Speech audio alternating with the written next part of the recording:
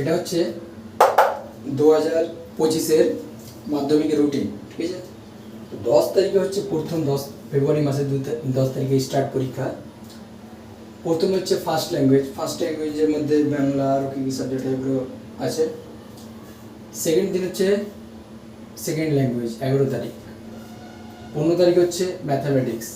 তারপর হচ্ছে 17 তারিখ হচ্ছে হিস্ট্রি মানডেতে। তারপর হচ্ছে 18 তারিখ হচ্ছে জিওগ্রাফি। 19 তারিখ হচ্ছে লাইফ সায়েন্স। 20 তারিখ হচ্ছে ফিজিক্স। আর 22 তারিখ হচ্ছে অপশনাল যেটা আছে। আমাদের হাতে মাত্র 5 মাস সময় আছে, 5 মাস। এই সেপ্টেম্বর আজকে 19 তারিখ, এই মাসটা বাদই দিলাম, আর 11 দিনের মতো আছে, 11-12 দিনের মতো।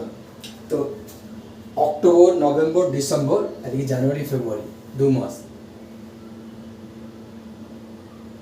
জানুয়ারি, ফেব্রুয়ারি 4 মাস হবে। ফেব্রুয়ারি তো 12 তারিখে পরীক্ষা, এটা 4 মাস, 4 মাস।